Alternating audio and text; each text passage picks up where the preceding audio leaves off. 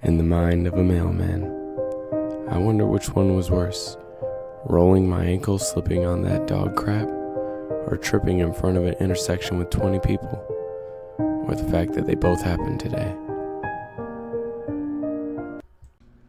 In the mind of a mailman, I see you in there.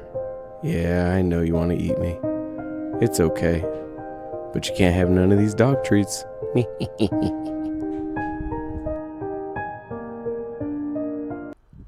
In the mind of a mailman, I wonder if it's okay that I fed a squirrel a bacon strip that one time.